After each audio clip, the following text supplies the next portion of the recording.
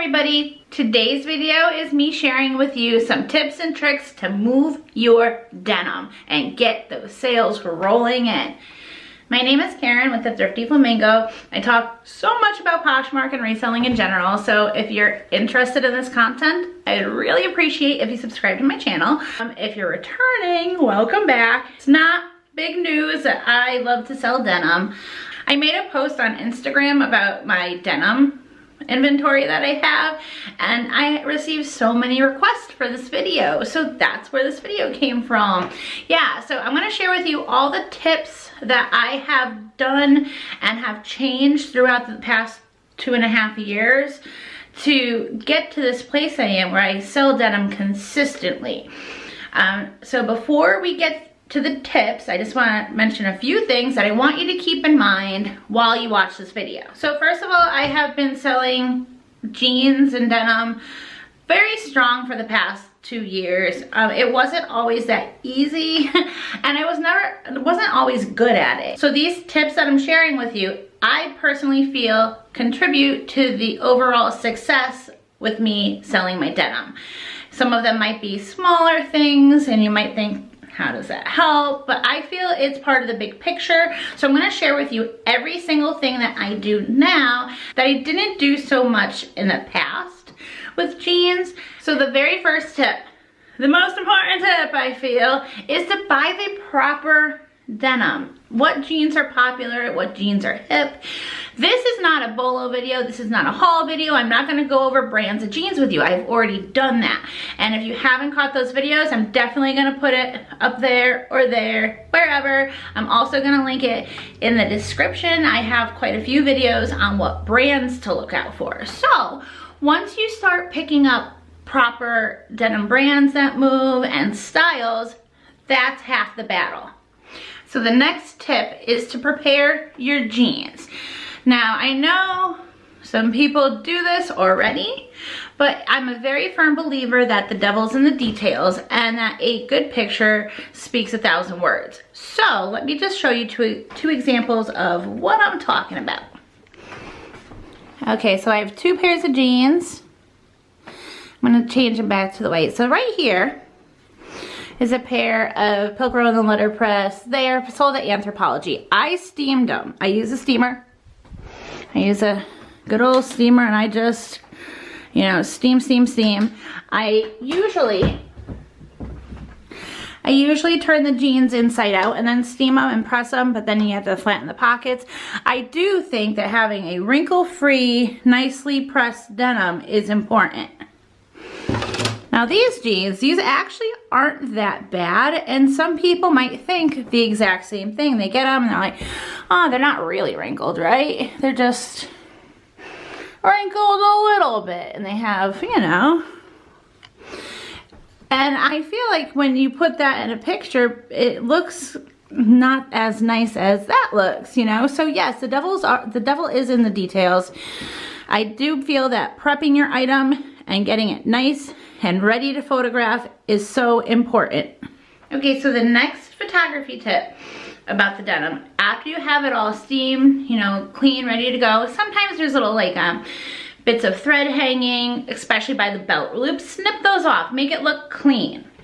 Now, you need to be able to take a nice clear cover shot, and you have to ask yourself, what is the best part of these jeans? Some jean manufacturers have like really fancy embroidery on the back pocket. Think like Miss Me, Rock Revival, brands like that. You would want to showcase the part of the jean that is awesome. That's, you know, very interesting. Some jeans are very plain. A lot of J brand jeans are very plain on the front and the back.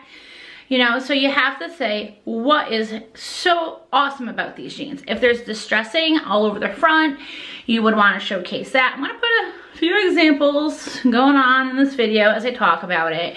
You know, if it's the front that is kind of awesome and the back's plain, that should be your main cover shot. I see this so much on Poshmark and on eBay. Like the main photo ends up being the back or like a part that's just not interesting.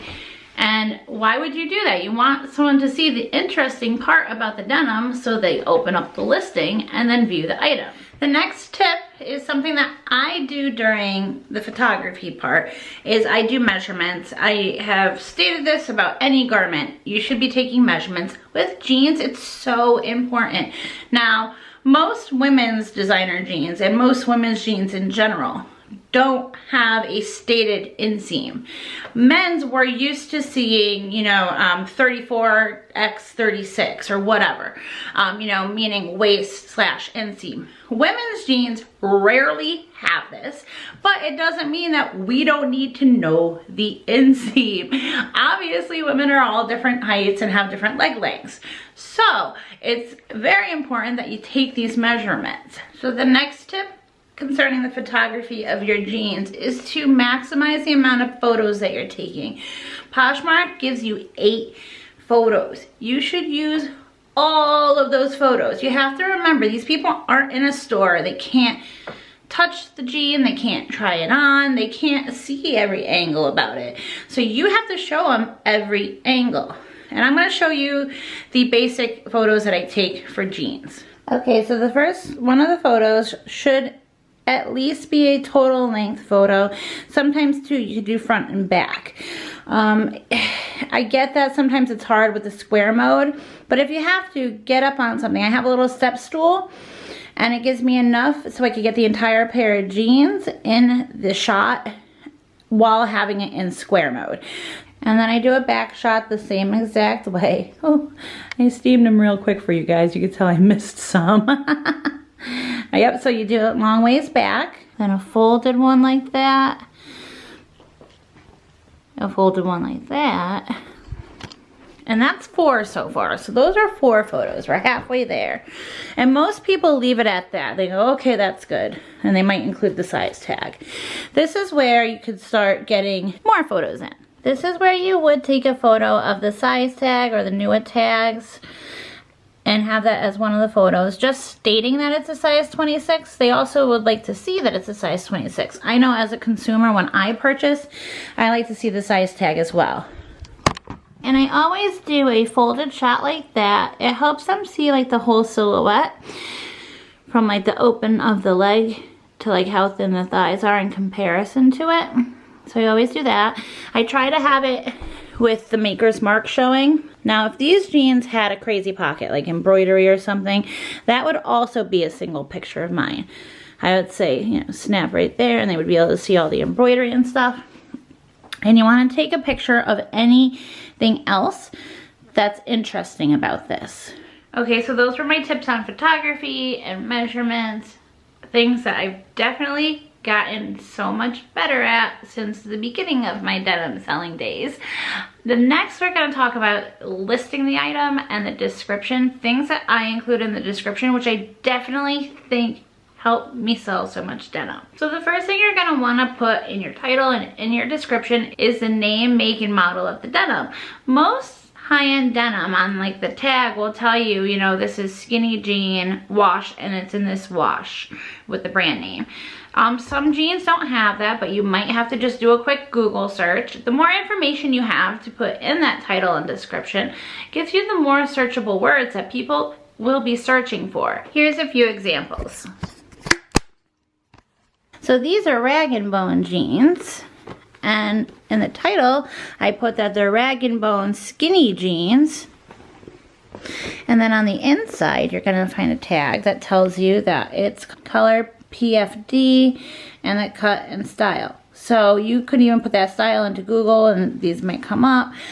They might come up on not Google, but you would definitely want to put as much of the information that's on the jean into the title and description. Now another example, these Joe's jeans has this very similar thing. You would put Joe's jeans. It says fit the rocker. So the fit is the rocker, which is like a boot cut.